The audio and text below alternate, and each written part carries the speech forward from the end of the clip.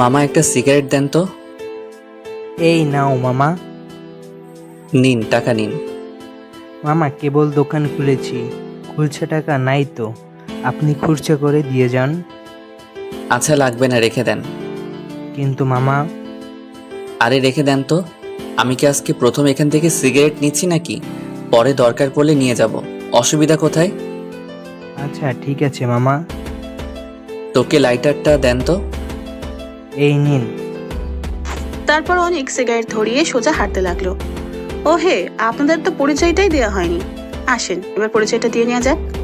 ছেলেটার নাম অনেক শিকদার। মা বাবা অনেক আদর করে ছেলেটার নাম রেখেছিল, কিন্তু এলাকার লোকজন সবাই তাকে বকাটে নামেই জানে। মারামারি, খুন খারাপি, রাহাজানি এসব যেন তার হাতের ময়লা। মারামারি, খুন খারাপি করতে তার একটুও দ্বিধাবোধ লাগে না। অনেক এবার ইন্টার সেকেন্ড ইয়ারে পড়ছে। টানা 3 বছর হলে একই ক্লাসে পড়ে আছে, কোনো উন্নতি নেই।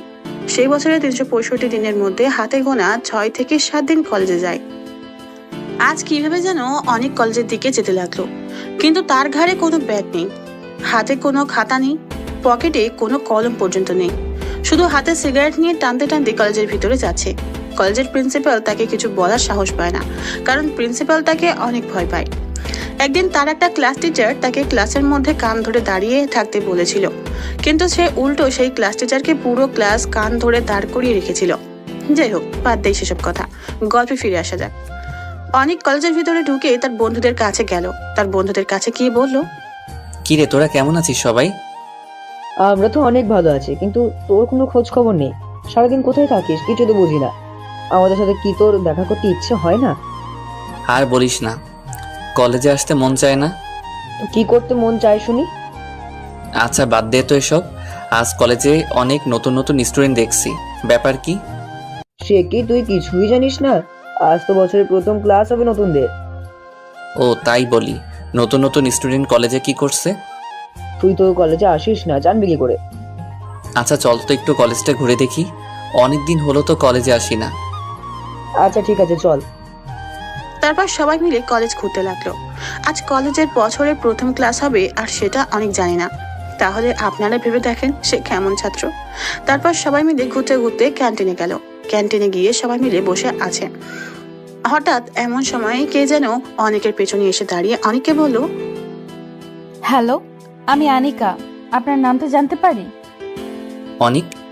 বাহ, দুজনের নামের মধ্যে অনেক মিল আছে তো দেখছি। আচ্ছা, আপনি কি এবার সেকেন্ড ইয়ারে? হ্যাঁ। আচ্ছা, তাহলে আমরা কি বন্ধু হতে পারি? সরি, পারবো না। কেন, বন্ধু হলে সমস্যা কোথায়? এই নিয়ে আপনার সমস্যা কোথায়? হ্যাঁ, আপনাকে বললাম তো বন্ধু হতে পারবো না, তো কি চান এখন? আনিকা অনেক সুন্দরী একটা মেয়ে। অনেক ছেলে তার সাথে বন্ধুত্ব করতে চায়, কিন্তু সে ভুলেও কোনো ছেলেকে পাত্তা দেয় না। আজ নিজে থেকে সে একটা ছেলের সাথে বন্ধুত্ব করতে গেল, আর সেই ছেলেটা তার সাথে এমনভাবে কথা বলল, আনিকা রেগে ফেটে যাচ্ছে। কিছুক্ষণ চুপ করে থাকার পর আনিকা বলল, কি চাই মানে? আমি এই এলাকার চেয়ারম্যানের মেয়ে, আর আপনি আমার সাথে এইভাবে কথা বলছেন মানে? তো আপনার সাথে কিভাবে কথা বলতে হবে? হ্যাঁ, আমার সাথে তোমাকে বন্ধুত্ব করতে হবে। দূর, অনেকদিন পর কলেজে আসলাম, মুডটাই নষ্ট করে দিল। দেখা তার ভালো লাগে না। তাই বলে অনেক সেখান থেকে চলে গেল। আর এদিকে আনিকা ভাবতে লাগলো, ওহে চান্দু, এই এলাকার যত ছেলে আছে সবাই আমার সাথে বন্ধুত্ব করতে চায়। তুই কোন মহারাজা হ্যাঁ, যে আমার সাথে বন্ধুত্ব করতে পারবি না? ভালোই ভালোই বন্ধুত্ব করতে চাইলাম দেখে, তাই না? নিজেকে কি ভাবিস? হ্যাঁ, তুই আজকে আমার বন্ধুত্ব গ্রহণ করলি না, দেখিস একদিন তোকে আমি আমার হাজবেন্ড বানাবোই। এটাই আমার চ্যালেঞ্জ। তাই বলে আনিকা তার ক্লাসের জন্য চলে গেল। আজ বছরের প্রথম দিন, তাই ক্লাসে পরিচয় পর্ব চলছে। ক্লাসের টিচার একে একে সবার পরিচয় নিল, কিন্তু অনেকের থেকে পরিচয় নিল না। এটা দেখে আনিকা অনেক অবাক হয়, কারণ সে ভাবছে ক্লাসের সবাই পরিচয় নিল, কিন্তু তার কোনো পরিচয় নিল না। এর মানে এর মধ্যে কোনো না কোনো কারণ আছে অবশ্যই। প্রথম দিন তাই বেশি ক্লাসে হলো না। পরিচয় পর্ব শেষ করে কলেজ ছুটি হয়ে গেল। কলেজ ছুটি হওয়ার পর সবাই যে যার মতো বাসায় ফিরতে লাগলো। অনেক রাস্তার মাঝখান দিয়ে হেঁটে যাচ্ছিল, হঠাৎ এমন সময় তার পিছন থেকে গাড়ির হর্ন শুনতে পায়। অনেকটা রেগে যায়। সে ভাবছে কে এত হর্ন দিচ্ছে। এটা ভেবে অনেক পেছন দিকে তাকায়। পেছন দিকে তাকিয়ে দেখে গাড়ির মধ্যে একটা সুন্দরী মেয়ে বসে, কিন্তু তার মুখটা ভালো করে দেখা যাচ্ছে না। একটু পর আনিকা গাড়ির জানালা দিয়ে মাথা বের করে বলল, এই যে মিস্টার, কি সমস্যা? রাস্তার মাঝখান দিয়ে এইভাবে হেঁটে যাচ্ছেন কেন? আর মানুষ চলাচল করবে না? অনেক আনিকাকে চিনতে পারছে না, কারণ তখন কথা বলার সময় অনেক মাথা নিচু করে কথা বলছিল, তাই মুখটা দেখতে পায়নি। অনেককে চুপ করে থাকতে দেখে আনিকা বলল, কি ব্যাপার, এইভাবে চুপ করে আছেন কেন? কথা বলতে জানেন না নাকি? সরি, আসলে বুঝতে পারিনি। বুঝতে পারেনি নাকি গাড়িতে সুন্দর মেয়ে দেখে লোক সামলাতে পারেনি? এই মিস, মুখ সামলে কথা বলেন। কি মিথ্যা কি বললাম? হ্যাঁ, সুন্দরী মেয়ে দেখলে সব ছেলেরাই একটু একটু এমন করে, এটা বলতে হবে না। অনেক এবার কোনো কথা না বলেই সোজা হাঁটা ধরলো সেখান থেকে। আনিকা তখন আর কিছু বলল না, কারণ একদিনে বেশি কিছু করা যাবে না। আর তাই আনিকা গাড়িতে উঠে গাড়ি স্টার্ট করে বাসায় চলে গেল। অনেক বাসায় গিয়ে একটু রেস্ট নেওয়ার জন্য শুয়ে পড়ে। এমন সময় হঠাৎ করে অনেকের ফোনটা বেজে ওঠে। হ্যালো ভাইয়া, আপনি কোথায় আছেন এখন? ওপাশ থেকে একটা মেয়ের কান্নার শব্দে কথা শুনতে পেয়ে অনেক বলল, অনিক, আমি বাসায় আছি, কিন্তু আপনি কে আর কান্না করছেন কেন? ভাইয়া, আমার অনেক বড় বিপদ হয়ে গেছে। আমি যাকে ভালোবাসতাম সে আমার সাথে প্রতারণা করেছে। আমাকে মিষ্টি মিষ্টি কথা বলে একটা নিস্তব্ধ বাড়িতে ডেকে নিয়ে গিয়েছিল। তারপর সেখানে সে সহ তার আরও 3-4টা বন্ধু মিলে আমাকে গণরেপ করতে চেষ্টা করেছিল, কিন্তু আমি অনেক কষ্ট করে সেখান থেকে পালিয়ে এসেছি। ওরা আমাকে খুঁজছে ভাইয়া, যদি ওরা আমাকে পায় তাহলে খুন করে ফেলবে। এখন আপনি আমাকে বাঁচাতে পারেন ভাইয়া। আচ্ছা, আপনি এখন কোথায় আছেন? এই তো 3 রাস্তার মোড়ে আছি। আচ্ছা, আপনি তাহলে একটা কাজ করেন, ওইখানে পশ্চিমের রাস্তা ধরে একটু সামনে গিয়ে বামে একটা বাড়ি পড়বে, সেই বাড়িতে গিয়ে আমার নাম বলবেন, তাহলে আপনাকে সেখানে আশ্রয় দেওয়া হবে। আর আমি এখনই আসতেছি। ঠিক আছে ভাইয়া। তাই বলে অনেক ফোনটা রেখে তাড়াতাড়ি করে বেরিয়ে পড়ে গাড়ি নিয়ে। তারপর অনেক মেয়েটাকে নিয়ে সোজা সেই ছেলেদের কাছে যায়। তারপর সেই ছেলেদেরকে বলে, কিরে, তোরা নাকি এর সাথে অসভ্যতামি করতে চেয়েছিলি? কে বলেছে আমরা অসভ্যতামি করতে চেয়েছিলাম? আমরা তো একটু মজা করতে চাইছিলাম। আমার মনে হয় তোরা ভুলে গেছিস কার সামনে দাঁড়িয়ে কি বলছিস। ও বাবা, আমার ভয় করছে। তোরা কেউ আমাকে বাঁচাও, আমাকে মেরে ফেলবে, হা হা হা। তোদের কি আমাকে দেখে ভয় হচ্ছে না? কে বে তুই? আর তুই একা এসেছিস? দেখেছিস আমরা কয়জন? আমার মনে হয় তোরা এই অনিকের নাম শুনিসনি। কি? কে? অনেক? তুই? অনেক কি এতই সস্তা জিনিস যে কিভাবে আমাদের কাছে আসবে? আচ্ছা দাঁড়া, তোদের দেখাচ্ছি মজা। তাই বলে অনেক সবার উপর ঝাঁপিয়ে পড়ে সবাইকে একেবারে শেষ করে দিল। সবাইকে মেরে ফেলার পর অনেক মেয়েটিকে নিয়ে বাসায় চলে গেল। মেয়েটা অনেক ভয় পেয়েছিল, কিন্তু তার সাথে যে অসভ্যতামি করতে চেয়েছিল এটা ভেবে তার ভয়টাকে কাটিয়ে দিল। এরপর অনেক মেয়েটিকে তার বাসায় ড্রপ করে দিয়ে সে তার নিজের বাসায় চলে যায়। কিছুদিন পর অনেক কি যেন একটা কাজে কোনো একটা জায়গায় যাওয়ার জন্য বেরিয়ে পড়ে। মাঝ রাস্তায় গিয়ে আটকা পড়ে জ্যামের জন্য। রাস্তায় প্রচুর জ্যাম ছিল। অনেক চেষ্টা করছিল তাড়াতাড়ি যাওয়ার জন্য, কিন্তু জ্যামের কারণে যেতে পারছিল না। অনেক জ্যাম ছোটার অপেক্ষায় ছিল। অনেকের পাশে আনিকাও জ্যামে আটকা পড়েছে।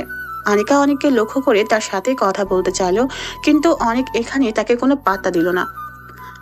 আনিকা এবার প্রচন্ড রেগে গেল। সে ভাবছে, কি সেটা তো অহংকার। হ্যাঁ, আমার মতো একটা সুন্দরী মেয়ে তার সাথে কথা বলতে চায়, আর সে আমাকে কোনো পাত্তাই দেয় না। তোকে আমি শায়েস্তা করেই ছাড়বো। তোকে যদি আমি আমার বাসায় আনতে না পারি, তাহলে আমিও চেয়ারম্যানের মেয়ে নয়। আনিকা এটা ভেবে বলছে আজকে ওকে একটা শায়েস্তা করতেই হবে। তাই বলে আনিকা অনেকের পিছনে অনেক যেতে যেতে একটা ঘন জঙ্গলের মধ্যে দিয়ে যাচ্ছিল। নিস্তব্ধ এলাকা, ঘন জঙ্গল, তার মধ্যে কোনো বসতি ছিল না। আশেপাশে কোনো বাড়ি নেই। অনেক যেতে যেতে একটা বাড়ির সামনে গাড়ি রেখে বাড়ির ভিতরে চলে গেল। আনিকা তাই দেখে অনেকের পিছনে পিছনে গেল। আনিকা দেখতে পেল ঘরের মধ্যে একজনকে একটা চেয়ারে দড়ি দিয়ে বাঁধা, পাশে আরো কয়েকটা লোক দাঁড়িয়ে আছে। অনেক কিছুক্ষণ কি যেন বললো, তারপর হঠাৎ করে কোমর থেকে একটা চাকু বের করে সোজা লোকটার বুকের মধ্যে ঢুকিয়ে দিল। এটা দেখে আনিকা নিস্তব্ধ হয়ে দাঁড়িয়ে রইল। এটা আমি কাকে দেখছি? এটা কি সেই অনেক যাকে কলেজের সবাই ভদ্র চোখে দেখে? অনেককে দেখে সবাই কত ভদ্র ভাবে, আর তার ভদ্রতার আড়ালে এমন হিংস্রতা লুকিয়ে আছে। আনিকা এতদিন অনেক নামের একটা বখাটেকে জানতো। এলাকার সবার মুখে শুনেছে সেই বখাটের নাম। শুনেছিল অনেক অনেক খারাপ একটা ছেলে, সে সারাদিন মারামারি খুন খারাপি করে বেড়ায়। আমি আজ যাকে দেখছি তাহলে এই সেই অনেক, যাকে সবাই বখাটে নামে জানে।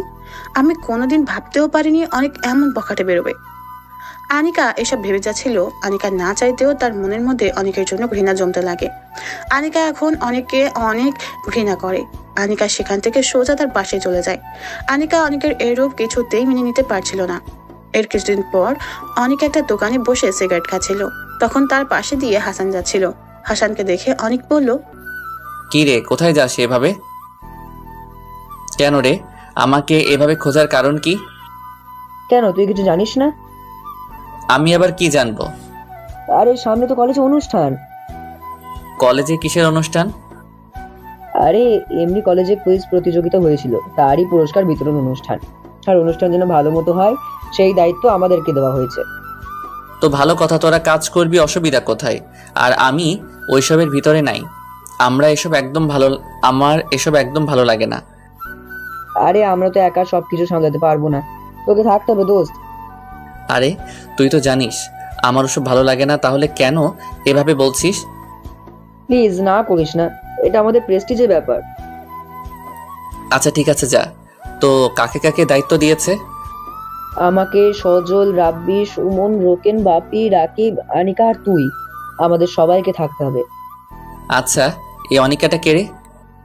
কেন, তুই চিনিস না? আমি কি করে চিনবো? ও হ্যাঁ, তাই তো, তুই তো কলেজে যাস না, চিনবি কিভাবে? আরে এটা হলো আমাদের চেয়ারম্যান সাহেবের মেয়ে আনিকা। ও আচ্ছা, ভালো। আচ্ছা তাহলে থাক, আমি যাই।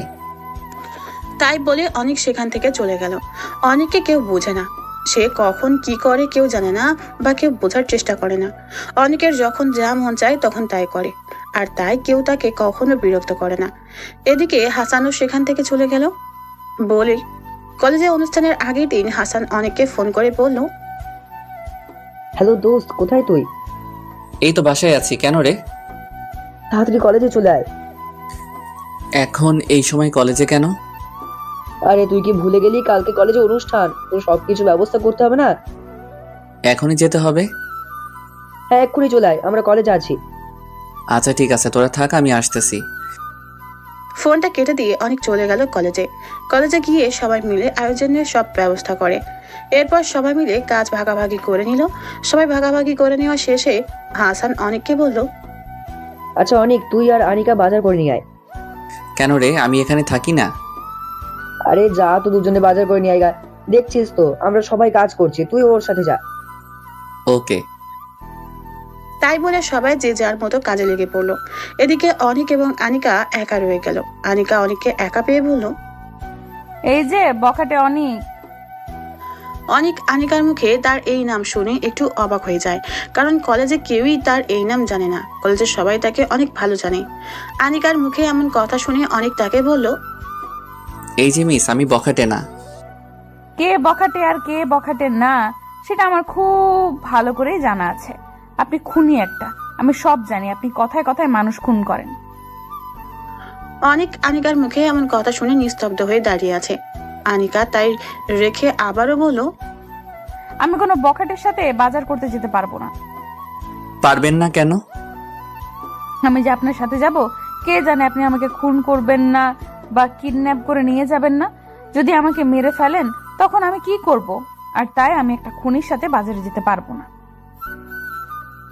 আনিকা ভয় ভয় কথাগুলো বলে সেখান থেকে চলে গেল। এদিকে অনিকের মনের কোনো পরিবর্তন নেই, সে যেমন ছিল তেমনই রয়ে গেল। কারণ তাকে রোজই বখাটের নাম শুনতে হয়, আজকে প্রথম না। আর তাই সে আনিকার কথায় কিছু মনে করেনি। এদিকে অনিকের উপর যেহেতু বাজারের দায়িত্ব দেওয়া হয়েছে, তাই অনেক একাই বাজার করতে চলে গেল। অপরদিকে আনিকাও কোনো একটা কাজের জন্য বেরিয়ে পড়লো। আনিকা তার বাবার গাড়ি নিয়ে কাজে বেরিয়ে পড়লো। রাস্তায় যখন আনিকা জ্যামে আটকা পড়লো, তখন আনিকার কাছে একটা ছোট মেয়ে এসে বলল, আপা ফুল নিবেন? ফুলগুলো কত করে পিস? 10 টাকা করে আপা। আচ্ছা তাহলে আমাকে 10টা ফুল দাও। এই নিন আপা। এই নাও। তাই বলে 500 টাকার নোট বের করে দিল। আপা আমার কাছে তো ভাঙটি নাই। আচ্ছা সমস্যা নাই, ওইটা তোমার কাছে রেখে দাও। ঠিক আছে আপা। তারপর মেয়েটি সেখান থেকে চলে যায়। এদিকে আনিকা সেখান থেকে চলে যায়। ঘটনাক্রমে মেয়েটি অনিকের কাছে যায়। অনিকা সেটা লক্ষ্য করে অনিকের দিকে এগিয়ে গেল। তারপর অনিকার লক্ষ্য করলো অনিক মেয়েটিকে বলছে, কি অবস্থা রিয়া? এই তো ভাইয়া, খুব ভালো। তোমার কি অবস্থা? আচ্ছা ঠিক আছে ভাইয়া, একটু অপেক্ষা করো। আচ্ছা। তারপর মেয়েটিকে সব ছেলে মেয়েদের ডেকে নিয়ে আসলো যারা রাস্তায় ফুল বিক্রি করে। এটা দেখে তো আনিকা পুরো অবাক হয়ে যায়। আনিকা অবাক হয়ে দাঁড়িয়ে সবকিছু দেখছে। এরপর অনেক তাদেরকে নিয়ে একটা রেস্টুরেন্টে ঢুকলো আর সবাইকে পেট পুড়ে ইচ্ছা মতো খাওয়ালো। অনেক নিজেও পেট পুড়ে খেয়ে নিল। এরপর অনেক তাদের সাথে অনেকক্ষণ গল্প করলো।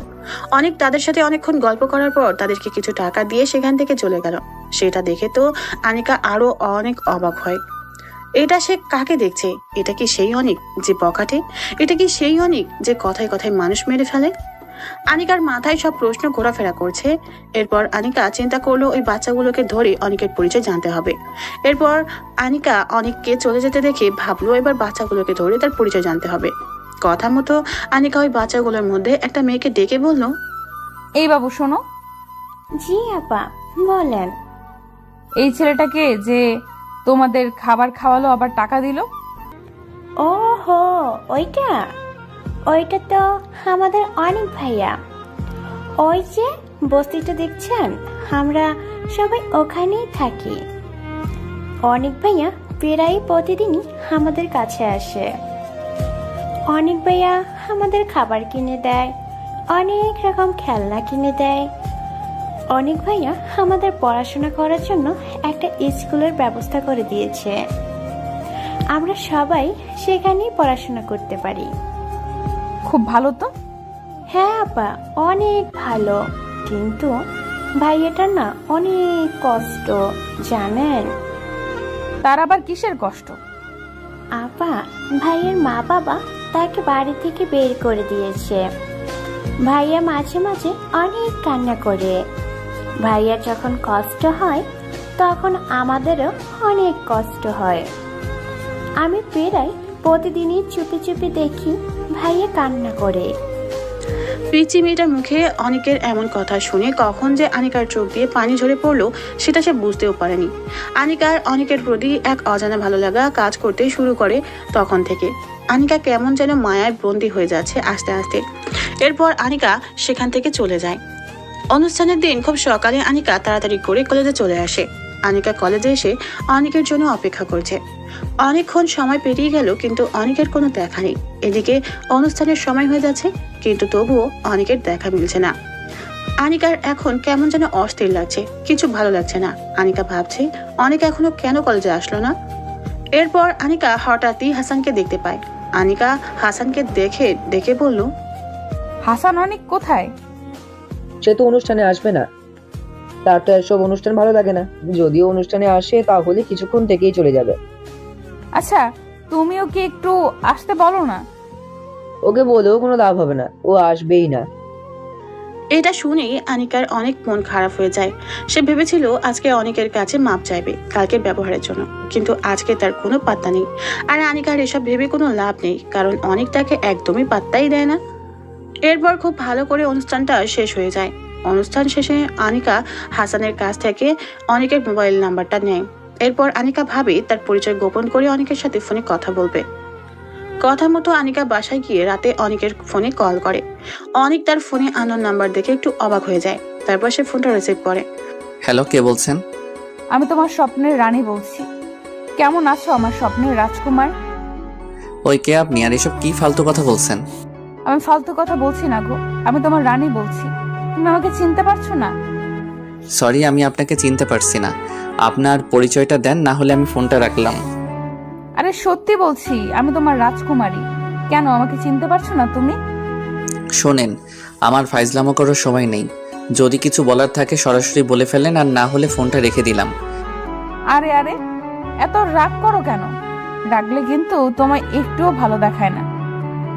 ছেলেদের রাগ করা মানায় না, উল্টো মেয়েরা রাগ করবে আর ছেলেরা মেয়েদের রাগ ভাঙাবে। এই মিস শুনেন, আপনার ফালতু বকবক শোনার সময় আমার নেই। বাই, আর ফোন দিবেন না। হ্যালো অনিক, এই অনিক, হ্যালো। যা, ফোনটা কেটে দিয়েছে। অনিকা এবার বেশ রেগে গেল। আনিকা অনিকের কাছে কোনোভাবেই পাত্তা পাচ্ছে না, না সামনাসামনি না পরিচয় গোপন রেখে। এবার সে কি করবে কিছুই বুঝতে পারছে না। আনিকা এবার ভাবলো তার আসল পরিচয় দিয়ে কথা বলার চেষ্টা করবে, যা হবার হবে দেখা যাবে। এটা ভেবে আনিকা আবার ফোন করলো। কি ব্যাপার, আপনি আবার ফোন করছেন মানে? আরে অনিক, তুমি আমাকে চিনতে পারলে না? আমি আনিকা। কোন আনিকা? তুমি কয়টা আনিকাকে চেনো? হ্যাঁ, সরি, ভালো করে পরিচয় দেন, না হলে কথা বলবো না। আরে কথায় কথায় এত রাগ করো কেন? হ্যাঁ, আর আমি চেয়ারম্যানের মেয়ে, আমার কণ্ঠ শুনে আমাকে চিনতে পারছো না? সরি, আপনাকে চেনার জন্য আমি বসে নেই। কি বলার জন্য ফোন করেছেন সেটা বলেন। আনিকা অনিকের মুখে এমন কথা শুনে অনেক রেগে যায়। অনিকা মনে মনে ভাবছে, কিসের এত ভাব? হ্যাঁ, নিজে থেকে কথা বলতে গিয়েছি, এই জন্য তার এত অহংকার দেখাতে হবে? আমার সাথে একটু ভালো করে কথা বললে কি হয়? হ্যাঁ, কি হলো, আপনি কিছু বলবেন নাকি আমি ফোনটা রেখে দেব? আরে ফোনটা রাখবে কেন? কথা বলার জন্য ফোন দিছি না। তাহলে চুপ করে আছেন কেন? যা বলার তাড়াতাড়ি বলেন, আমার কাজ আছে। আচ্ছা, কালকে একটু কলেজে আসতে পারবে? না, কালকে একটু কাজ আছে, কাল কলেজে যেতে পারবো না। আচ্ছা, তাহলে অন্য কোথাও দেখা করতে পারবে? না, আমার হাতে একদম সময় নেই, আমি কারোর সাথে দেখা করতে পারবো না। বাই, কাজ করছে, এখন ডিস্টার্ব করবেন না। তাই বলে অনিক ফোনটা কেটে দিল। এরপর অনিক তার কাজে লেগে পড়লো। অপরদিকে আনিকা তো পুরাই রেগে শেষ হয়ে যাচ্ছে। মনে হচ্ছে আনিকা এখন যদি অনিকের সামনে পেত তাহলে তাকে লবণ ঝাল ছাড়াই কাঁচাই চিবিয়ে খেয়ে ফেলতো। আনিকা রেগে বোম হয়ে আছে। এদিকে পরের দিন সকালে চেয়ারম্যানের গোডাউনে এক ট্রাক সরকারি অনুদানের চাল আসবে, যা গরিবদের মাঝে বিলিয়ে দেওয়ার কথা, কিন্তু চেয়ারম্যান সেগুলো আত্মসাৎ করে। আর তাই জন্য পরের দিন সকালে অনিক এবং তার লোকজন গিয়ে রাস্তার মাঝখান থেকে অনুদানের গাড়ি লুটপাট করে নিয়ে যায়। এরপর সেই অনুদানগুলো এলাকার সব গরিব অসহায় মানুষদের মাঝে বিলিয়ে দেয়। অপরদিকে চেয়ারম্যান যখন এই খবরটা জানতে পারে তখন পুলিশের ফোর্স পাঠিয়ে অনিককে গ্রেপ্তার করায়।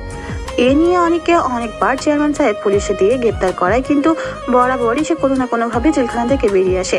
কিন্তু এইবার একটু জটিলভাবে অনিককে গ্রেপ্তার করায়। পুলিশ তাকে জেলখানায় নিয়ে গিয়ে ইচ্ছে মতো মারতে শুরু করে। তার কাছ থেকে অনুদানের ট্রাক কোথায় রাখা হয়েছে সেটা জানতে চায়, কিন্তু সে কিছুতেই বলে না। এদিকে অনেকক্ষণ পর চেয়ারম্যান থানায় এসে অনিকের কাছে গিয়ে বলল, কি রে, কেমন লাগছে মার খেতে? তোর লজ্জা করে না বারবার আমার সাথে এভাবে পাঙ্গা নিতে? আর কতবার জেলে আসতে চাস? আমিও তো বলি চেয়ারম্যান সাহেব, আর কত আমাকে এসব পুলিশ দিয়ে গ্রেফতার করাবেন? সেই তো কিছুক্ষণ পর চলে যাব। অনেক ভালোই ভালোই বলছি, আমার অনুদানের চালের ট্র্যাক কোথায় রেখেছিস বলে দে, না হলে কিন্তু তুই আজকে জেলখানার মধ্যেই শেষ হয়ে যাবি। আমিও দেখতে চাই কেমন আমাকে এই চার দেয়ালের মধ্যে বন্দি রাখতে পারেন। ওরে ইচ্ছে মতো পিটান, যতক্ষণ পর্যন্ত অনুদানের ট্র্যাকের কোথায় রেখেছে না বলবে ততক্ষণ মারতেই থাকবেন। যদি মরে যায় সেই ব্যবস্থা আমি দেখব। ঠিক আছে চেয়ারম্যান সাহেব, আপনাকে সেটা চিন্তা করতে হবে না, আপনি এখন যান, আমি দেখছি ব্যাপারটা। তারপর চেয়ারম্যান সাহেব থানা থেকে চলে গেল। এদিকে পুলিশ ইন্সপেক্টর অনিককে মারতে শুরু করলো আবারও। অনিককে অনেকক্ষণ ধরে মেরে যাচ্ছিল, কিন্তু অনিকের মুখ থেকে একটা কথা বের করতে পারেনি। চালের ট্রাক কোথায় রেখেছে কেউ জানে না। অনেক যে চালগুলো গরিব অসহায় মানুষদের মাঝে বিতরণ করে দিয়েছে সেটা কেউ জানে না। কিছুক্ষণ পর হঠাৎ করে থানার সামনে অনেকগুলো গাড়ির সাউন্ড। ইন্সপেক্টর দেখার জন্য জেলখানার ভেতর থেকে বাইরে বের হতে দেখে কমিশনার সাহেব থানার ভিতরে ঢুকছে। কমিশনারকে দেখে ইন্সপেক্টর স্যালুট করলো। আরে রাখো তোমার স্যালুট। অনেক কোথায়? স্যার সে তো ভেতরে আছে, ওকে অনেক মারলাম স্যার, কিন্তু ওর মুখ থেকে কোনো শব্দ বের করতে পারলাম না। কি, তুমি ওকে মেরেছো? তুমি কার পারমিশনে ওকে গ্রেফতার করে এনেছো? হ্যাঁ, গ্রেফতার করেছো তো করেছো, আবার মেরেওছো। তোমার সাহস হলো কিভাবে আমার পারমিশন ছাড়া এসব কাজ করতে? স্যার চেয়ারম্যান সাহেব তার নামে মামলা করেছে, আমি কি করব? আর সে তো একটা বখাটে, কিন্তু স্যার আপনি তার হয়ে কথা বলছেন, বুঝলাম না। তোমাকে এত কথা কে বুঝতে বলেছে? হ্যাঁ, তাড়াতাড়ি ওকে জেলখানা থেকে বের করো। আর এই নাও তোমার ট্রান্সফার পেপার, তোমাকে রংপুরে ট্রান্সফার করা হলো। স্যার কিছুই বুঝলাম না, আমার অপরাধটা কি? তুমি অনেককে গ্রেফতার করে গেছো, এটাই তোমার অপরাধ। তোমাকে নতুন ভেবে এখানে পোস্টিং দিয়েছিলাম, কিন্তু আমি ভাবতেও পারিনি তুমি এমন একটা কাজ করবে। তুমি তাড়াতাড়ি ওকে হাজত থেকে বের করে আনো। ঠিক আছে স্যার, দারোগা সাহেব ওকে বের করে নিয়ে আসেন। জি স্যার, আনছি। এরপর অনেককে হাজত থেকে বের করে আনা হলো। কমিশনার সাহেব অনেককে দেখে বলল, সরি অনেক, ও এখানে নতুন এসেছে, তাই তোমার ব্যাপারে কিছু জানে না। তুমি প্লিজ কিছু মনে করো না, আর তুমি এখন আসতে পারো। প্লিজ কারো উপর রাগ করে থেকো না। ঠিক আছে স্যার, মাঝে মাঝে থানার আবহাওয়া শরীরে না লাগলে না ভালো লাগে না। তুমি যেসব কি বলো না। আচ্ছা বাসায় যাও, পরে কথা হবে তোমার সাথে। ঠিক আছে স্যার, আসছি তাহলে। ইন্সপেক্টর সাহেব, কি বুঝলেন না? জেনে শুনে কাউকে গ্রেফতার করতে নেই, বুঝেছেন? ইন্সপেক্টরের শরীর রাগে ফেটে যাচ্ছে অনেকের হাসি দেখে। একে তো তাকে চেয়ারম্যানের কথা গ্রেফতার করে এনেছে, তারপর তাকে গ্রেফতার করার জন্য ট্রান্সফার হতে হলো, আবার সে তাকে নিয়ে মজা করছে। এদিকে অনেক থানা থেকে বাসায় চলে যায়, কমিশনারও থানা থেকে চলে যায়। কমিশনার সাহেব থানা থেকে চলে যাওয়ার পর ইন্সপেক্টর দারোগাকে বলল, আচ্ছা দারোগা সাহেব, ও এমন কে যে কমিশনার সাহেব এসে আমার সাথে এমন আচরণ করলো? স্যার, ও হচ্ছে অনেক, আমাদের অনেক। সে বখাটে হলেও সেটা শুধু সমাজের দুর্নীতিকারীদের জন্য, আমাদের মতো গরিবদের জন্য সে দেবদূত। সে সব সময় আমাদের মতো গরিবের পাশে দাঁড়ায়। আমাদের যে কোনো সমস্যা হলে সেটা সে সমাধান করে দেয়। আর সমাজে খারাপ কাজ বন্ধ করার জন্য তাকে এই বাজে পথে আসতে হয়েছে। আর সে এমন কাজ করে বলে সমাজের চোখে সে খারাপ, কিন্তু আমরা জানি স্যার, অনেক অনেক ভালো একটা ছেলে। তার মনটা অনেক নরম, সব কিছু ঠিক আছে, কিন্তু একটাই কষ্ট জানেন, ওর বাবা মা ওকে ভুল বুঝে বাসা থেকে বের করে দিয়েছে। এরপর থেকে ছেলেটা সমাজের চোখে বেশি খারাপ হয়ে গেছে। সমাজের দুর্নীতিবাজরা তার নামে প্রায় মামলা করে, যার জন্য তাকে প্রায় থানায় আসতে হয়, কিন্তু তাকে কেউ থানায় আটকে রাখতে পারে না। সব কিছু ঠিক আছে, কিন্তু আমাকে ট্রান্সফার করানো হলো কেন সেটা জানতে পারি? আপনি তাকে মেরেছেন। আপনার সব থেকে বড় ভুল এটাই যে আপনি চেয়ারম্যানের কথায় তাকে মেরেছেন। এই সামান্য ভুলে কমিশনার স্যার আমাকে এমন শাস্তি দেবেন? কমিশনার স্যারকে আপনি চেনেন না, আমরা চিনি। কমিশনার সাহেব অনেককে অনেক ভালোবাসে, কারণ অনেক কমিশনার স্যারের জীবন বাঁচিয়েছিল। ও আচ্ছা। এরপর আর কি, ইন্সপেক্টর নিজের মনকে মানিয়ে নিয়ে বাসায় চলে যায়। অপরদিকে অনেক বাসায় গিয়ে রেস্ট নেয়। রাত্রে হঠাৎই অনেকের ফোনের রং নাম্বার থেকে কল আসলো। অনেক ফোনটা রিসিভ করতেই ওপাশ থেকে কান্নার আওয়াজ ভেসে আসলো।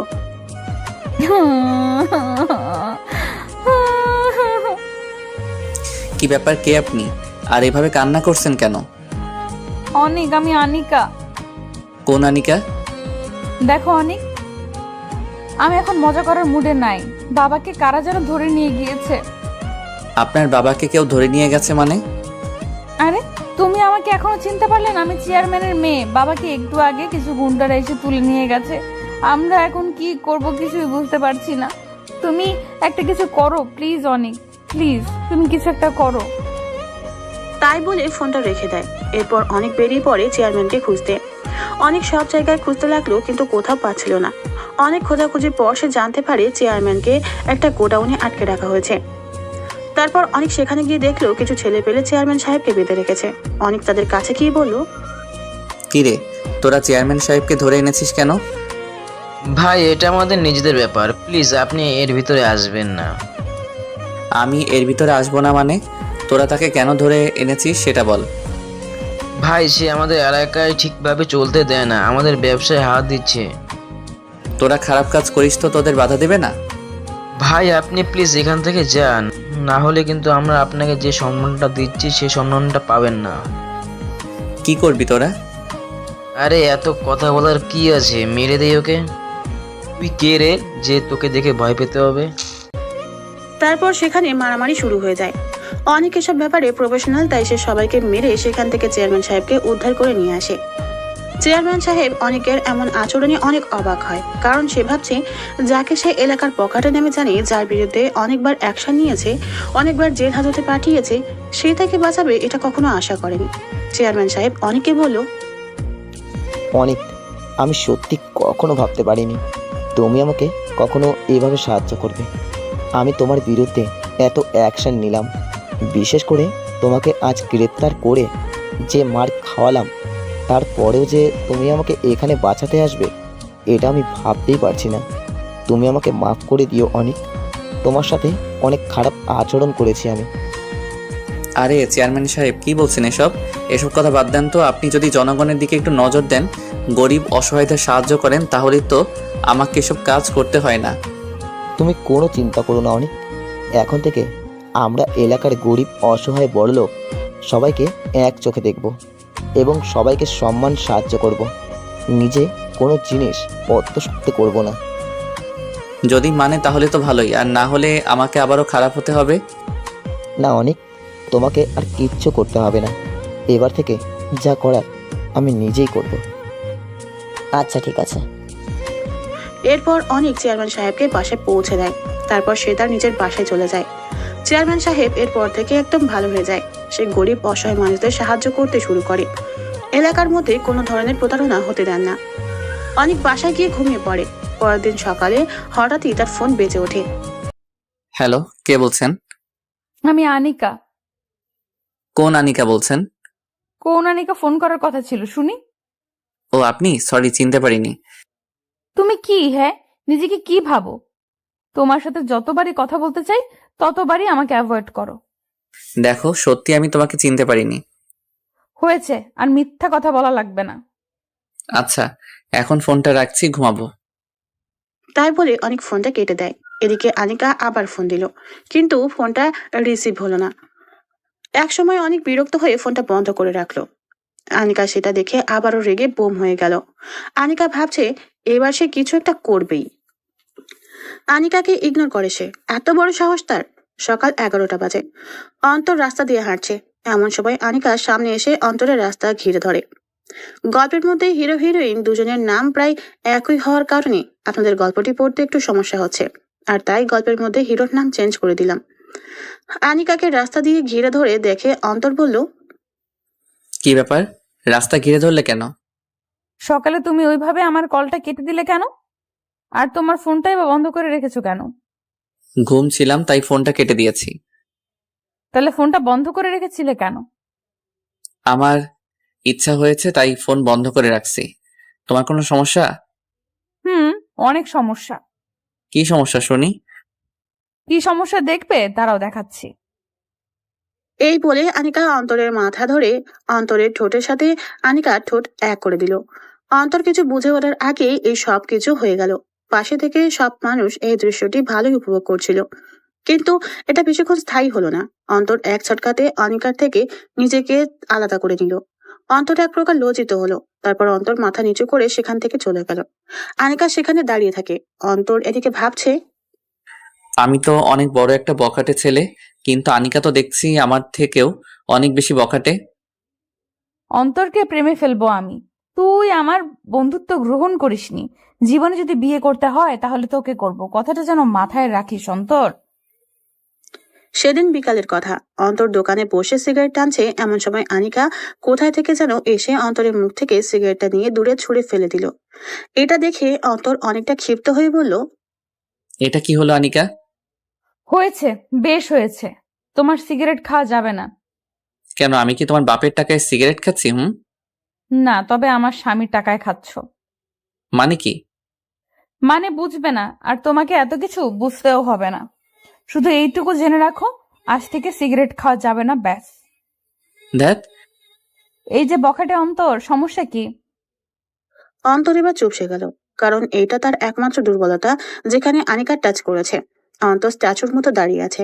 তা দেখে আনিকা বলল, যেটা বলছি সেটাই করতে হবে, ওকে? দেখো আনিকা, দয়া করে আর আমাকে ডিস্টার্ব করো না প্লিজ। অবশ্যই করব। তোমাকে যদি ডিস্টার্ব না করি তাহলে কাকে করব শুনি? তাই বলে একটা মিষ্টি হাসি দিয়ে আনিকা সেখান থেকে চলে গেল। আনিকাকে অন্তর পছন্দ করে ঠিকই, কিন্তু অন্তর তার খারাপ জীবনের সাথে আনিকাকে জড়াতে চায় না। অন্তর চায় না তার এই অবহেলিত, কলঙ্কিত আর বকাটে নামক জীবনের সাথে আনিকার জীবনটা জড়িয়ে যায়। আর তাই হয়তো অন্তর সবসময় আনিকাকে এড়িয়ে চলে। যেহেতু আনিকা কিছুতেই তার কথা বুঝতে চাইছে না, তাই তাই অন্তর ভাবলো আনিকাকে সবকিছু বুঝিয়ে বলবে। সেজন্য অন্তর তখনই আনিকাকে ফোন দেয়। হ্যালো আনিকা। আজ সূর্য কোন দিকে উঠেছে মিস্টার অন্তর? আমাকে ফোন দিয়েছে? কাল কলেজে তাড়াতাড়ি আসবে, তোমার সাথে কিছু কথা আছে। ওকে, ঠিক আছে। এরপর অন্তর ফোনটা কেটে দিল। এদিকে আনিকা ভাবছে অন্তর হয়তো কাল তাকে প্রপোজ করবে, আর তাই সে অধীর আগ্রহ নিয়ে কালকের দিনটার জন্য অপেক্ষা করতে থাকলো। পরের দিন কলেজে আনিকা অনেক আগে এসে অন্তরের জন্য ওই দিকটায় বসে অপেক্ষা করছে, কিন্তু অন্তরের কোনো খোঁজ নেই। এখনো অন্তর আসেনি। কিছুক্ষণ পর অন্তর আসলো, কিন্তু আনিকা সেদিকে খেয়াল করেনি। অন্তর এসে আবার রীতিমতো আনিকার উপর ক্রাশ খেলো, কারণ আনিকা আজ নীল শাড়ি পরেছে, হাতে কাচের চুড়ি, চোখের কাজল দিয়েছে, আর কপালের ছোট্ট একটা টিপ, একেবারে মায়ায় ভরা মুখ। যদিও আনিকা অন্তরের উপস্থিতি টের পায় নাই, পরক্ষণে আনিকা বুঝতে পারলো অন্তর এসেছে। অন্তরের দিকে তাকিয়ে সেও অবাক হলো, কারণ অন্তর তার দিকে এক পলকে তাকিয়ে আছে। পরে আনিকার কথায় অন্তর নিজেকে হারিয়ে যাওয়া কল্পনা থেকে ফিরে পায়। এরপর আনিকা বলল, এই যে হ্যালো, কি দেখছেন এভাবে? এই যে অন্তর, কি হয়েছে তোমার? কই কিছু না তো। তাহলে এইভাবে চুপ করে দাঁড়িয়ে আছো কেন? এমনি। আচ্ছা, তুমি কি যেন বলবে বলে ডেকেছিলে? বলবো তো। দেখো আনিকা, আমি তোমাকে ভালো। এই অন্তর এগুলো কি বলছে? সে তো এগুলো বলতে আসেনি। অন্তর বলো, তুমি আমাকে কি? না দেখো আনিকা, আমি আসলে তোমাকে কিছু বলতে এসেছি। সেটা তো আমি জানি, কিন্তু কি বলার জন্য ডেকেছো তা তো বলবে। আনিকা আসলে আমি। অন্তরের কথা আবারও আটকা পড়ে যায়। অন্তর কোনোদিন কোনো কথাই বাঁধেনি, কিন্তু আজ সে কেন যেন আনিকার কথায় বেঁধে যাচ্ছে।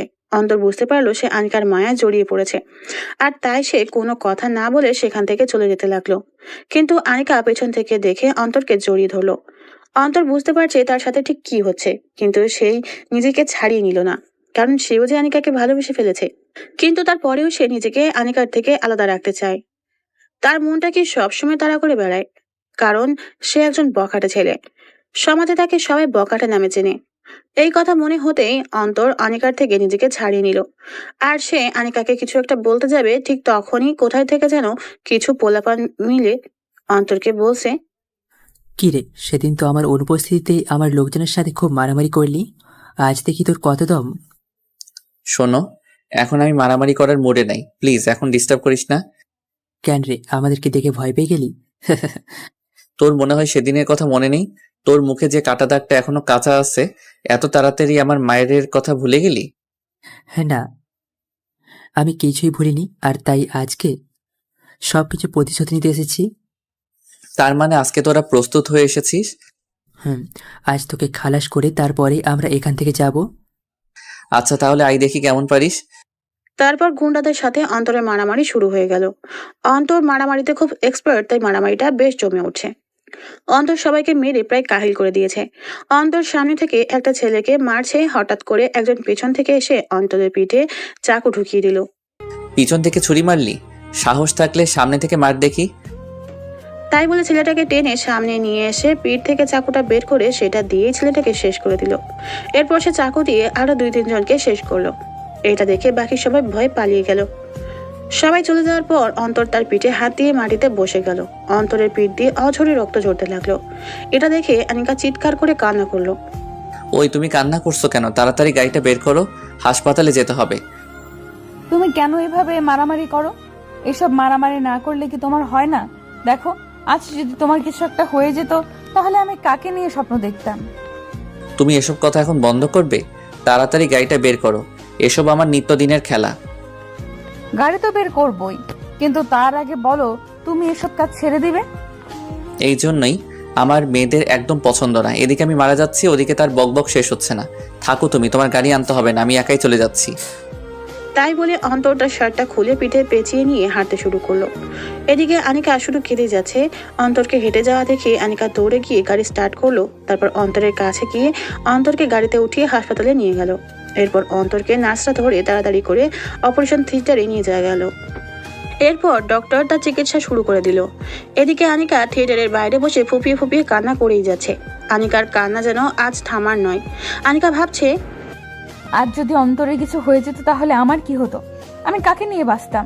যাকে ভালোবাসলাম তাকে বখাটে হতে হলো। কেন আমার সাথে এমন হয়?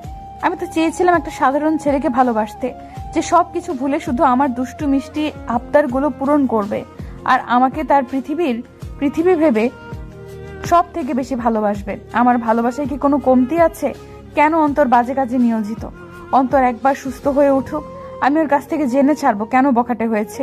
ওর বখাটে হওয়ার পেছনের কারণটা না জানা পর্যন্ত আমার শান্তি নেই।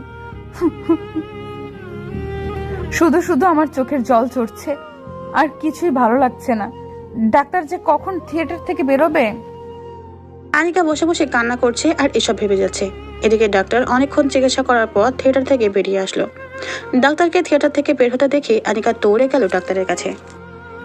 ডাক্তার, এখন অন্তরের কি অবস্থা? ও এখন কেমন আছে? ও সুস্থ আছে তো? আরে এত ঘাবড়াবেন না, রোগী এখন বিপদমুক্ত। আমার যা করার দরকার আমি করেছি, এখন শুধু কিছুদিন বেড রেস্ট নিতে হবে। আমি কি এখন ভেতরে যেতে পারি? হ্যাঁ অবশ্যই। ঠিক আছে ডাক্তার। তাই বলে আনিকা অন্তরের কাছে চলে গেল।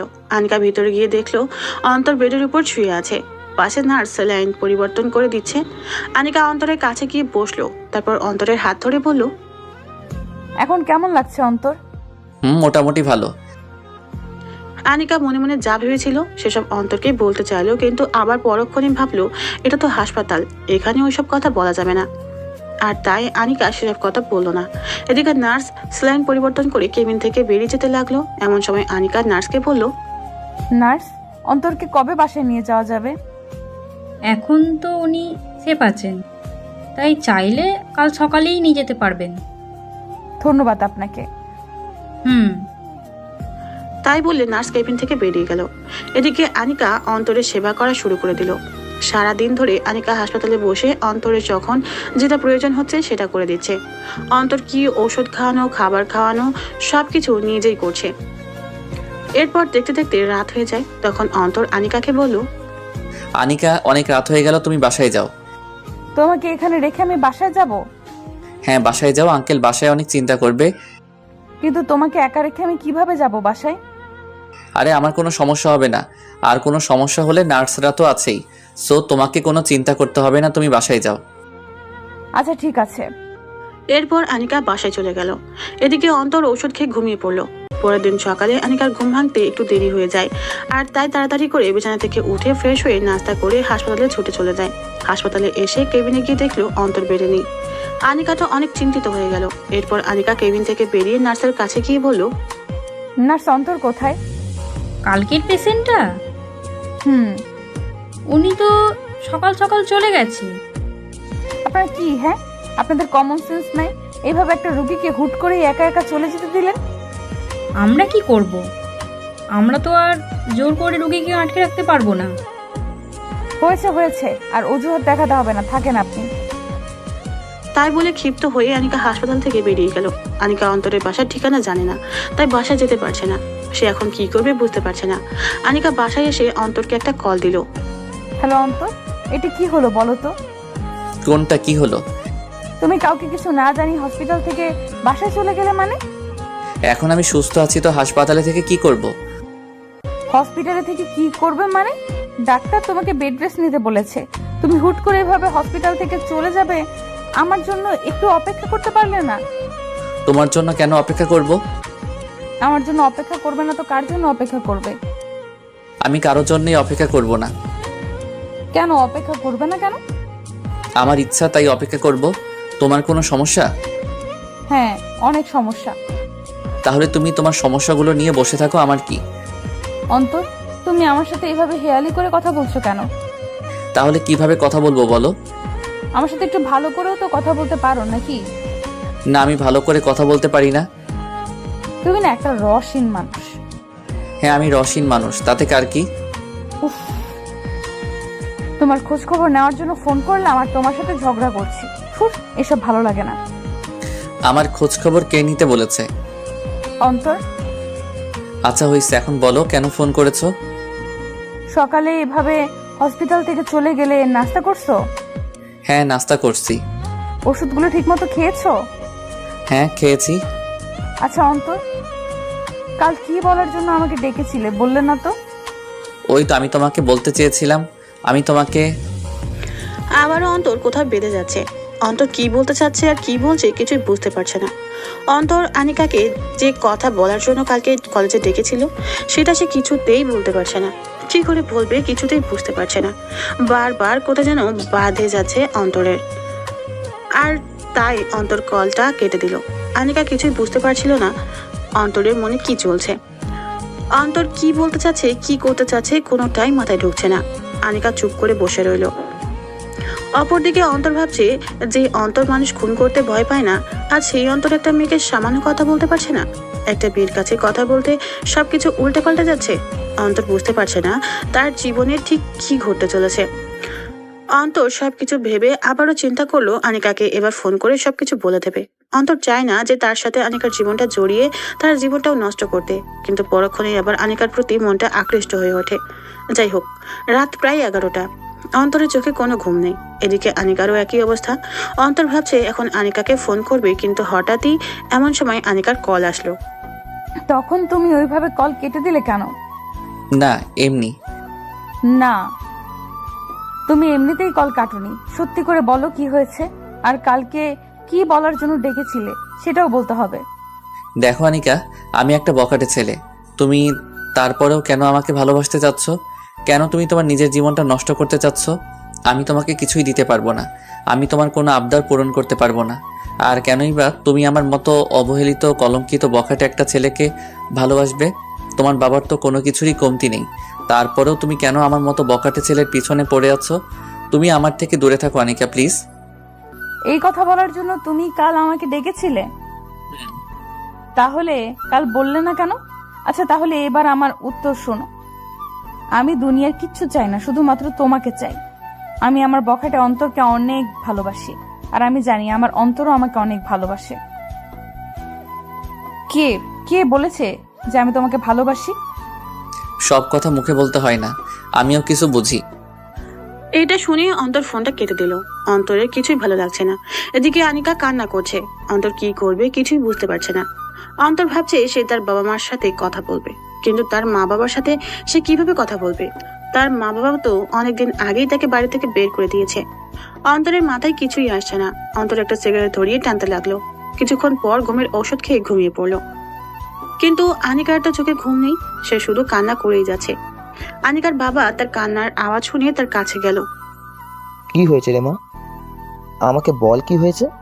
কি করেছে অন্তর? তোর সাথে কি কোনো খারাপ ব্যবহার করেছে? না বাবা, আমি অন্তরকে ভালোবাসি, কিন্তু ও আমাকে দূরে ঠেলে দিচ্ছে।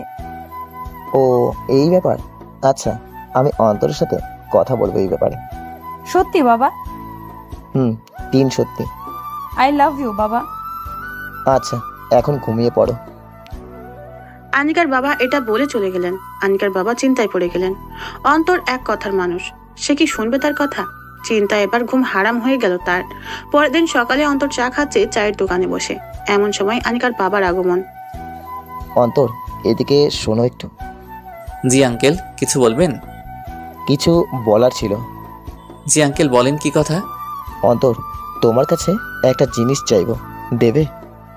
আরে আঙ্কেল, কি বলেন এগুলো? আমার মতো একটা বখাটে কি দিতে পারে আপনাকে? তারপরে বলেন কি দিতে পারি আপনাকে। অন্তর, আমি অনিকার জন্য তোমাকে ভিক্ষে চাই, প্লিজ না করো না। তুমি না করলে মেয়েটা আমার শেষ হয়ে যাবে, সে নিজেকে শেষ করে ফেলবে। আঙ্কেল, আনিকা আমার অতীতের সম্পর্কে তো কিছুই জানে না। আঙ্কেল, আমি আনিকাকে ঠকাতে চাই না, আর তাই আমি আনিকার থেকে দূরে থাকার চেষ্টা করছি। আর সত্য কখনো চাপা থাকে না। আনিকা কোনো না কোনো দিন ঠিকই জানবে আমার অতীতের ব্যাপারে, কিন্তু সেদিনকে আনিকা ভালোবাসবে আমাকে? অন্তর, তোমার কাছে হাত জোর করে বলছি বাবা। কি করছেন আঙ্কেল? ছোটদের সামনে কখনো এমন করতে নেই। আমি আনিকাকে সব বুঝিয়ে বলবো, আপনি চিন্তা করেন না। এরপর তারা আরো কিছুক্ষণ কথা বলে। এরপর আনিকার বাবা সেখান থেকে চলে যায়। অন্তর আনিকাকে ফোন করে বিকেলে নদীর পাড়ে আসতে বলে। তারপর অন্তর সেখান থেকে চলে যায়। বিকেল 5টা। অন্তর নদীর পাড়ে বসে কি যেন ভাবছে। গভীর চিন্তায় নিমগ্ন অন্তর। এমন সময় অন্তরের কাঁধে কার যেন হাতের স্পর্শ অনুভব করলো। পেছনে তাকিয়ে দেখে আনিকা।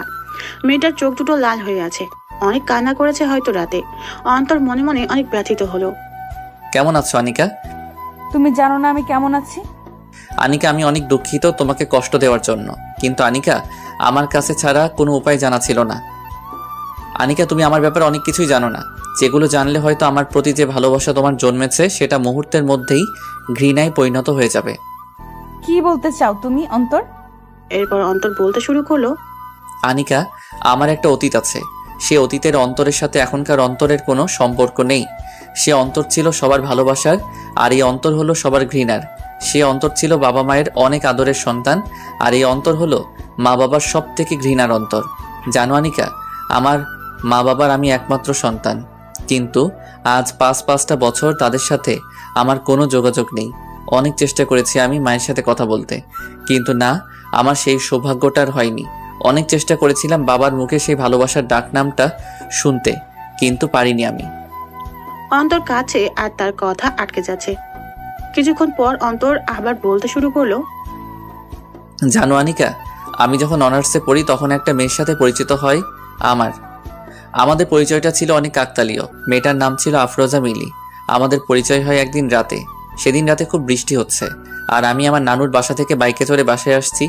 এমন সময় একটা মেয়ে হাত নাড়িয়ে আমাকে দাঁড়াতে বলল। কি ব্যাপার, এভাবে দাঁড় করালেন কেন? এই ঝুম বৃষ্টিতে কেউ এমনিতেই কাউকে দাঁড় করায়? হ্যাঁ, তাও তো ঠিক। তো আমি আপনাকে কিভাবে সাহায্য করতে পারি? আমাকে একটু সামনেই জায়গায় নামিয়ে দেবেন প্লিজ। জি, আমিও ওইদিকে যাচ্ছি, উঠুন। ধন্যবাদ। অন্তর তাকে নিয়ে চলতে লাগলো। কেউ কোনো কথা বলছে না। এমন সময় মেয়েটা অন্তরকে জিজ্ঞেস করলো, আচ্ছা, আপনার নামটা কি জানতে পারি? আমার নাম অন্তর, আপনার? আমার নাম আফরোজা। তো কোথায় থেকে আসছেন আপনি? এই তো নানুর বাসায় থেকে। আপনি? আমি একটু আন্টির বাসায় গিয়েছিলাম, কিন্তু ফিরতে দেরি হয়ে গেল। এমন সময় বিজলি অনেক জোরে গর্জন করে উঠল, আর আফরোজা অনেককে জড়িয়ে ধরে। ও চমকে উঠেছিল, কিন্তু মনের মাঝে এক অজানা ভালো লাগা কাজ করছিল। এখনো সেই অনুভূতি সে অনুভব করে, তবে অনেক খেয়াল করলে আফরোজা এখনো তাকে জড়িয়ে ধরে আছে। কিছুক্ষণ পর আফরোজার বাসার সামনে পৌঁছালো। এখনো আফরোজা তাকে জড়িয়ে ধরে আছে। তা দেখে সে ওকে বলল, জি, এবার তো একটু ছাড়ুন। Oh sorry. আফরোজা কিছুটা লজ্জা নিয়ে নেমে গেল। তারপর অনেক বাসায় চলে গেল, কিন্তু তার কেন যেন খুব ভালো লাগছিল। মনে হচ্ছিল তার মনের মানুষকে সে খুঁজে পেয়েছে। তবে পরের দিন এইসব মন থেকে মুছে ফেলল। কিন্তু হঠাৎ একদিন আমি কোথায় যেন যাচ্ছিল, এমন সময় লক্ষ্য করলে আফরোজা রাস্তার পাশে দাঁড়িয়ে আছে। সে ওকে দেখে নিজে থেকেই ওর কাছে গেল। কেমন আছেন আফরোজা? জি, কে আপনি? আসলে মাথায় হেলমেট থাকায় আফরোজা সেদিন অনেককে খেয়াল করেনি। এরপর অনেক বলল, ওই যে সেদিন বাইক বৃষ্টি। অনেকের এমন কথা শুনেই আফরোজা বুঝতে পেরে গেল সে অন্তর। সাথে সাথে মেয়েটা লজ্জায় লাল হয়ে গেল। সেদিনের অনুভূতিটা কিন্তু আজও ভুলতে পারেনি, তার প্রথম অনুভূতি। কিছুক্ষণ দুজনের নীরবতা পালনের পর অনেক নীরবতা ভেঙে পড়ল। তো কোথায় যাচ্ছেন? এই তো একটু কলেজে যাব। চলুন, আমি ওইদিকেই যাব। ধন্যবাদ, আমি অন্য কোনো গাড়িতে যেতে পারবো। আরে চলুন তো। এরপর অনেক জোর করে তখন সে বাইকে ওঠে। তারপর আফরোজার সাথে গল্প করতে করতে যেতে লাগলো। তো আপনি কোন ইয়ারে পড়েন? অনার্স প্রথম বর্ষ। আর আপনি? আমিও। আচ্ছা, আপনার কি কোনো বয়ফ্রেন্ড আছে নাকি? না। গুড। এই তো আপনার কলেজে চলে এসেছে। এরপর আফরোজা আমাকে ধন্যবাদ দিয়ে চলে গেল। আমি সেই প্রথম দিনে আফরোজার প্রেমে পড়ে যাই। আমি ইচ্ছা করে প্রতিদিন ওর বাসার সামনে দিয়ে যেতাম, শুধু ওকে একটিবার দেখার জন্য। আর মাঝে মাঝে ওকে কলেজেও দিয়ে আসতাম। ও যেতে চাইতো না, কিন্তু আমি জোর করে নিয়ে যেতাম। এভাবে ওর সাথে আমার পরিচয়, ভালো বন্ধুত্ব হয়ে যায়। একসময় আমি ওকে প্রপোজ করে ফেলি, কিন্তু আফরোজা না করে দেয়। তারপর থেকে আমি আর আফরোজার সাথে তেমন দেখা করতাম না। সে হয়তো চাইতো আমি তাকে আরেকটিবার বলি, আফরোজা, আমি তোমাকে অনেক ভালোবাসি। তোমার সাথে আমার বাকিটা জীবন কাটাতে চাই। তুমি কি আমার আপন হবে? কিন্তু আমি আর আফরোজাকে এসব কথা বলি না। এইভাবে কেটে গেল আরো 5 দিন। এমনই একদিন সকালে ঘুম থেকে উঠে দেখি আমার সামনে একটি মেয়ে বসে আছে। মেয়েটি পিছনে ঘুরে বসে আছে, তাই আমি ঠিক করে দেখতে পারছি না মেয়েটাকে। এরপর আমি মেয়েটিকে দেখে বললাম, এই কে আপনি? আমি কে, তাই না? এটা বলে আফরোজা আমার একটা কান ধরলো। আমি তার এমন ব্যবহার দেখে অনেকটা অবাক হলাম। এরপর আফরোজা আবার বলল, এই কুত্তন, তুই আমার সাথে আর দেখা করিস না কেন? আমি তোমার সাথে দেখা করব। কে হোস তাই না? চল আমার সাথে, দেখাচ্ছি তুই কে হোস আমার। এরপর আফরোজা আমাকে টানতে টানতে বাহিরে নিয়ে আসলো আর আমার আম্মুকে বলল, আন্টি আমরা একটু আসছি। এই বলে আমাকে এক প্রকার টানতে টানতেই কোথায় যেন নিয়ে যাচ্ছে আফরোজা। কিছু দূর যাওয়ার পর আমি তো পুরাই অবাক। আরে এটা তো কাজী অফিস, এখানে আমরা কি করব? ভিতরে গেলে বুঝতে পারবে কি করব। এরপর আফরোজা আমাকে ভিতরে নিয়ে যায় আর আমরা দুজনে বিয়ে করে ফেলি। তারপর বাসায় আসি। আফরোজাকে আমার মা বাবা খুব পছন্দ করত, তাই তারাও আমাদের বিয়েটা মেনে নিল। এরপর থেকে শুরু হয় আমাদের নতুন এক জীবন। খুব সুখে শান্তিতে চলছিল আমাদের সুখের সংসার, কিন্তু সবচেয়ে বেশি স্থায়ী হয় না, সেটা আমি হয়তো ভুলেই গিয়েছিলাম। বিয়ের 1 বছর পর আমরা কক্সবাজার ঘুরতে যাই। সেখানে গিয়ে আফরোজা বুঝতে পারে সে প্রেগনেন্ট। সে যখন আমাকে এটা বলে আমি তো খুশিতে আত্মহারা হয়ে যাই। আমি সাথে সাথেই মা বাবাকে ফোন করে খুশির খবরটা জানাই। মা বাবাও অনেক খুশি হয় এই খবরটা শুনে। কিন্তু সেদিন রাতে ঘটে যায় আমার জীবনের সবথেকে ভয়ঙ্কর ঘটনা।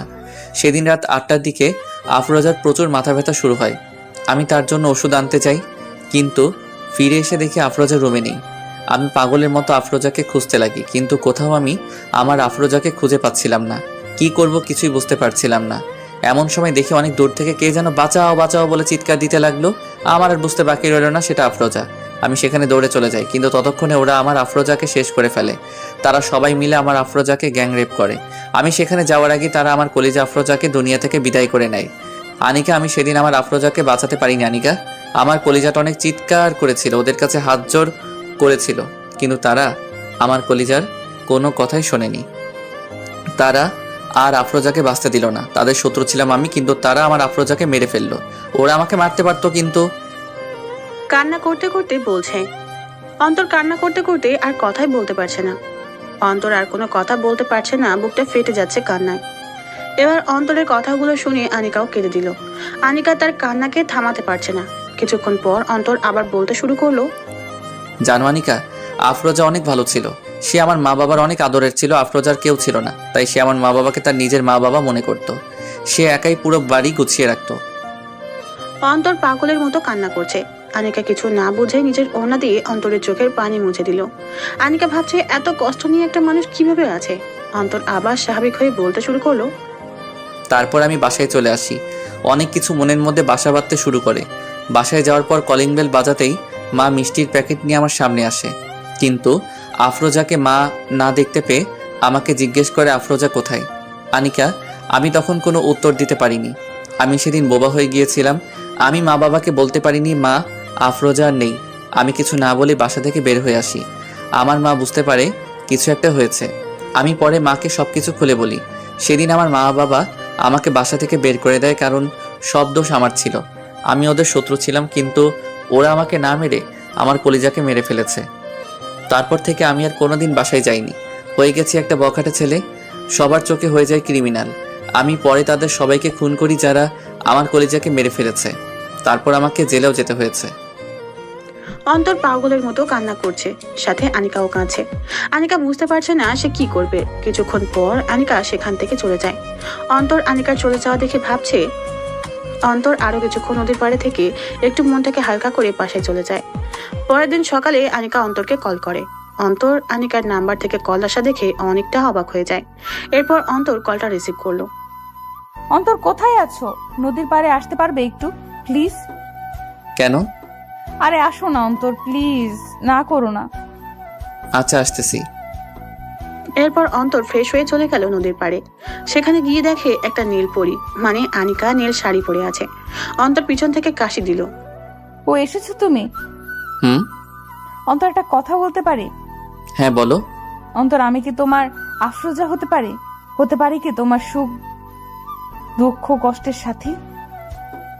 আনিকা, তুমি জানো আমি একটা বখাটে, তারপরেও। অন্তর কিছু বলার আগে আনিকা একটা কিস করে দিল অন্তরের ঠোঁটে। আমি এই বখাটেকেই চাই। এরপর অন্তরকে জড়িয়ে ধরে আনিকা বলল, প্লিজ অন্তর, তুমি আমাকে ফিরিয়ে দিও না প্লিজ। অন্তরের অজান্তেই তার হাত জোড়া আনিকাকে জড়িয়ে ধরে। কিছুক্ষণ পর আনিকা বলে, অন্তর, আমি তোমাকে তোমার বাবা মার কাছে ফিরিয়ে নিয়ে যাব, প্রমিস। অন্তর এটা শুনে অনেক খুশি হলো। অন্তর ভাবছে কেউ একজন তো তাকে বুঝিয়েছে। এরপর আনিকাকে নিয়ে নতুন জীবন শুরু করে দেয় অন্তর।